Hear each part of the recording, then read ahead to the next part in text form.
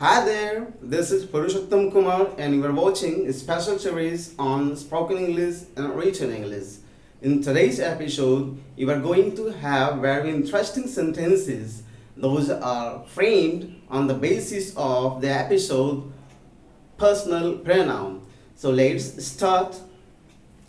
आज का जो ये एपिसोड है इसका बेस हमने लास्ट एपिसोड्स में तैयार किया था, वो पर्सनल प्रोनाउन का था। इसलिए जो भी आप व्यूअर्स इस चैनल पर पहली बार आए हैं वो इस चैनल को फटाफट सब्सक्राइब करें और बेल आइकन को दबाना बिल्कुल नहीं भूलें। जिन्होंने उन लास्ट एपिसोड्स को नहीं देखा है उसका डिस्क्रिप्शन बॉक्स में लिंक दिया हुआ है, आप उसे जाकर देखें, तभी इसका बेसिक कॉन्सेप्ट आपको क्लियर हो पाएगा। आज मैं आपको उस पर्सनल प्रोनाउन पर आधारित ये सारे सेंटेंसेस कैसे बोले और लिखे जाएंगे वो मैं बताने जा रहा हूँ। देखिए, पहली सेंटेंस जो यहाँ दिया हुआ है यह है, यह मेरा है। यह मेरा है। लास्ट एपिसोड में आपको बताया गया था पर्सनल प्रोनाउन का कि अगर सेंटेंस में नाउन नहीं हो और पोजीशन दिखाया जा रहा हो तो आप माई की जगह पर माइन, आवर की जगह पर आवर्स, देयर की जगह पर देयर्स, राइट, और योर की जगह पर योर्स यूज करेंगे। सो इन दिस सेंटेंस यह मेरा है, क्या होगा English? This is mine, not my. My क्यों नहीं? क्योंकि आपको बताया गया था कि अगर नाउन नहीं हो, यानी कि अगर नाम किसी चीज़ का नहीं दिख रहा हो वहाँ पर, तो आप उस तरह के सेंटेंसेस में माई, आवर, योर, देयर का यूज नहीं करेंगे। तो क्या होगा? यह मेरा है, दिस इज माइन। अब नेक्स्ट देखेंगे, तुम मेरे हो, यू आर माइन। फिर से यहाँ पर किसी तरह का नाउन नहीं आ रहा है सेंटेंस में, इसलिए हम सिर्फ माइन का यूज कर रहे हैं। मैं तुम्हारी हूं, I am yours, I am yours. हम सब तुम्हारे हैं, वी आर योर्स। हम सब तुम्हारे हैं, वी आर योर्स। तुम भी तो मेरे हो, यू टू। वी के लिए हम यहाँ पर स्ट्रेस दे रहे हैं, तुम भी। तो चूंकि यहाँ पर हम स्ट्रेस दे रहे हैं इसलिए इसके लिए यू के साथ हम टू का यूज करेंगे, you two are mine. Next one is, हम भी तो तुम्हारे हैं। अगेन यहाँ पर भी से स्ट्रेस दिया जा रहा है सेंटेंस में, तो आप बोलेंगे हम का यूज यहाँ पर सिंगुलर फॉर्म में किया गया है। जनरली हम का यूज सिंगुलर फॉर्म में हिंदी भाषी जगहों पर बोले जाते हैं, तो अगर हम का सेंस आपका सिंगुलर में है तो वो आई यूज करेंगे, और अगर प्लुरल में कहीं कहीं लोग यूज करते हैं हम का यूज, तो वो वी का यूज करेंगे। I too am yours, I too am yours, right. अगर आप प्लुरल फॉर्म में इसको अपने आप को एक्सप्रेस कर रहे हो तो we two are yours, we two are yours. That's clear. अब आप नेक्स्ट सेंटेंस में देखिए, यह खेत। यहां पर खेत अर्थात a piece of land is noun या नाम है। क्लियर। तो इसलिए अब यहां पर आपको थोड़ा सा पॉज करके सोचना है। यह खेत, ये सब्जेक्ट के रूप में यूज किया गया है। जो सब्जेक्ट एंड प्रेडिकेट इस तरह के कॉन्सेप्ट को नहीं देख पाए हैं वो हमारे लास्ट वीडियोज था सेंटेंस पर, वो जाकर देखें, उसका भी लिंक इस डिस्क्रिप्शन बॉक्स में दिया हुआ है, तो आपको समझ में आ जाएगा कि सब्जेक्ट क्लियरली किस तरह से समझा जाता है। तो यहां देखिए, यह खेत है, राइट, यह खेत है। दिस पीस ऑफ लैंड यहां पर सब्जेक्ट के रूप में है, दिस पीस ऑफ लैंड। और लास्ट वीडियोज में आपको बताया गया है is, am, are, was, were, is, am, are, was, were, has, have, had का यूज कैसे और कहां करना है। तो इस सेंटेंस में आप कैसे बोलेंगे? This piece of land is हम लोगों का, ours. That's clear? This piece of land is ours. This piece of land is ours. अब मैं आपको यहाँ पर यूज के लिए बता दूं, खेत के लिए हमने पीस ऑफ लैंड क्यों यूज किया है। हिंदी में अगर हम खेत बोलते हैं तो उसका कॉन्सेप्ट बिल्कुल क्लियर है कि हमारे गांवों में या दूर दराज क्षेत्रों में जो छोटे छोटे क्यारियां बनाई हुई होती हैं उसे खेत कहा जाता है, right. But in English if you only use land, सिर्फ अगर आप लैंड बोलते हैं तो उसका कॉन्सेप्ट जो है वो किसी भी क्षेत्र के लिए है, राइट। इसीलिए हम उस छोटे पर्टिकुलर खेत की बात अगर करते हैं तो हम a piece of land use करते हैं। That's clear. So this piece of land is ours. अब यहां देख लीजिए, यह हम लोगों का खेत है। This piece of land is ours, और यहां हो गया यह हम लोगों का खेत है, मतलब दिस इज, यह है। यहां सब्जेक्ट के रूप में दिस का यूज हो रहा है, इसलिए दिस इज हम लोगों का खेत, our piece of land. This is our piece of land. This is our piece of land. This is our piece of land. यहां फिर से देख लीजिए, यह खेत हम लोगों का है, यह खेत, therefore this is subject here. This piece of land is ours. Repeat here again. This is our piece of land. This is our piece of land. Next one is यह एक एक्चुअली बॉलीवुड का सॉन्ग है, उसका मैंने कुछ title उठाकर आपके लिए लाया है कि यह जो सॉन्ग है वो हम पर्सनल प्रोनाउन में हमने जो पढ़ा है उसी से इसका हम इंग्लिश वर्जन निकालेंगे। वो कैसे है देखिए, हम तुम्हारे हैं। In this sentence there is no noun, it means there is no name. नाम नहीं है, नाउन का यूज नहीं किया गया है, इसलिए हम माइन, आवर, देयर्स, योर्स वो वाले वर्जन का यूज करेंगे। हम तुम्हारे हैं, यहाँ पर हम का इस्तेमाल सिंगुलर के फॉर्म में किया गया है, इसलिए आई यूज करेंगे, राइट। तो क्या हो जाएगा, और इसके बाद इसी सेंटेंस में तुम्हारे सनम, इट मीन्स कि this word is going to stress this one, right. इससे इसमें स्ट्रेस आ रहा है और वो कंफर्म करना चाह रहा है कि ओनली योर्स, राइट। देयरफॉर आप यहां पर लिखेंगे, इसके लिए आप यूज करेंगे माई लव, आई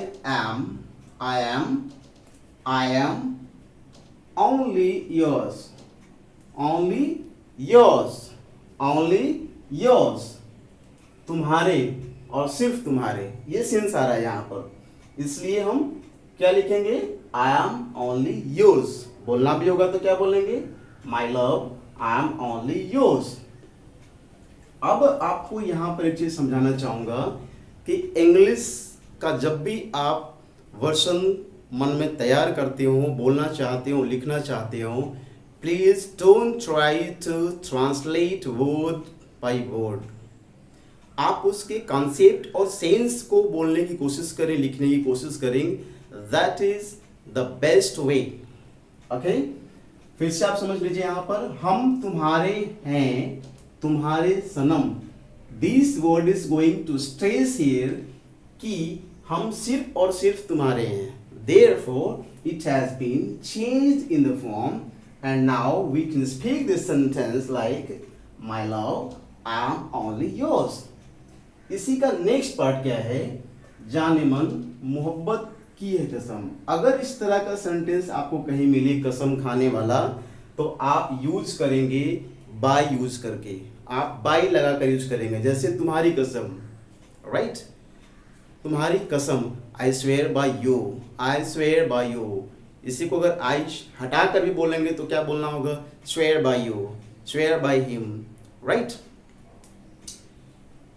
ये वर्ड जो है किसी को प्यार जताने वाले सेंस में किया जाता है, इसलिए जब ज़्यादा किसी से आपकी प्यार या मोहब्बत है तो इस वर्ड का सेंस यही है, डार्लिंग, राइट। आप स्वीट हार्ट भी यूज कर सकते हैं, darling, sweet heart, I swear by love, मतलब मैं लव की कसम खाकर बोल रही हूँ या बोल रहा हूँ, like what ever your senses. So here my love, I am only yours, I am only yours, darling. I swear by love. Next one देख लीजिए, वह तुम्हारा है। अगेन यहाँ पर कोई नाउन या नेम नहीं है, therefore you shouldn't be in confusion. आपको किसी तरह का कंफ्यूजन यहाँ पर नहीं होना चाहिए। He as a subject, he के साथ इस लगता है, आपको बताया गया है लास्ट एपिसोड में, आप उसे देखिए तो आपका कंसेप्ट क्लियर हो जाएगा। He is yours, he is yours. अब इसमें आप दो चीज समझिए, वह तुम्हारा है। अगर हम किसी पर्सन का रेफरेंस लेकर बोलेंगे तब वहां पर हम ही प्रोनाउन का यूज करेंगे, राइट, पर्सनल प्रोनाउन का यूज करेंगे। लेकिन हम किसी चीज को डिनोट करके, इंडिकेट करके, डेमोन्स्ट्रेट करके अगर हम करेंगे, इट मीन्स कि वहां पर हमें दिस एंड दैट का यूज करना पड़ेगा, दिस और दैट अकॉर्डिंग टू यूज।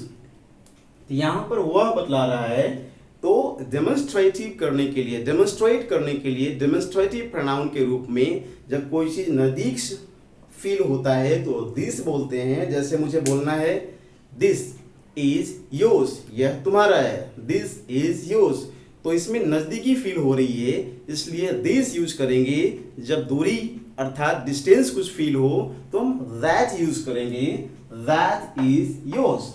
तो अगर इंडिकेटिव फॉर्म में हमको बोलना है, डेमोन्स्ट्रेटिव फॉर्म में बोलना है, तो वह के लिए हम दैट यूज करेंगे। लेकिन अगर किसी पर्सन के लिए हम वह बोल रहे हैं तो ही या शी बोलेंगे। वह तुम्हारा है, ही इज योर्स, वह तुम्हारी है, शी इज योर्स, वह तुम्हारा है, that is yours. Next one, Shalu अब तुम्हारी है या शालू अब तुम्हारी हुई, दोनों का कहने का मतलब एक ही है, तो सेंस जो कि सेम है, therefore you have not to be in confusion, and what would be in English? Shallow is yours now. Shallow is yours now.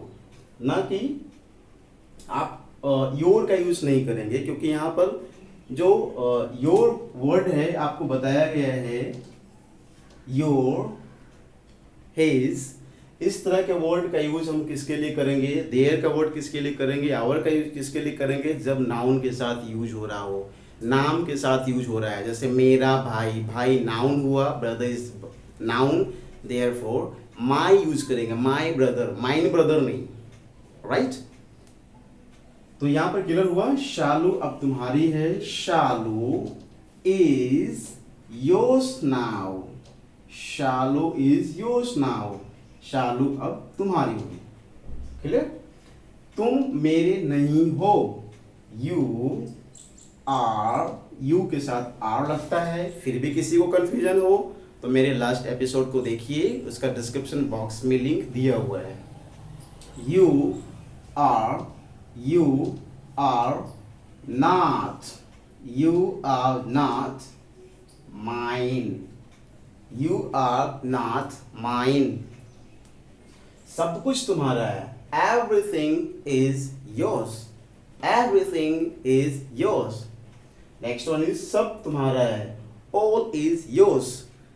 Speaking में बोलते वक्त आप इस तरह के सेंटेंसेस को आप कंप्रेस कर सकते हैं, शॉर्टन कर सकते हैं, and you can speak without using is, am और ब्ला ब्ला ब्ला।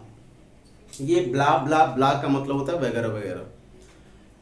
सब कुछ तुम्हारा है, एवरीथिंग इज योर्स, या everything yours, everything yours, everything is yours या एवरीथिंग योर्स।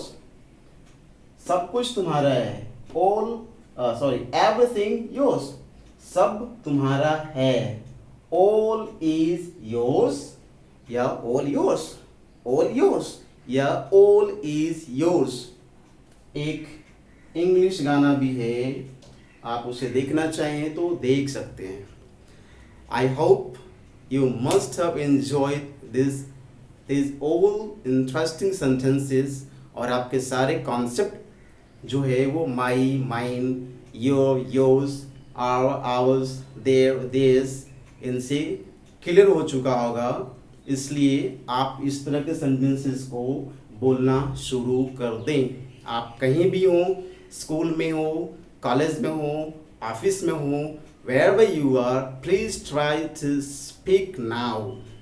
और जाते जाते फिर से मैं आपको रिक्वेस्ट करूं, प्लीज़ सुनिए, हिंदी सुनना फ़िलहाल छोड़ दीजिए और इंग्लिश ही सुनिए। आपको समझ में आए या नहीं आए वो आपके लिए बहुत ही ज़रूरी है। और सुनना फ़िलहाल क्या है, आप इंडियन स्पीकर अर्थात इंडियन एक्सेंट वाले ही वीडियोज़ को देखें ताकि आपको समझ में आ जाए।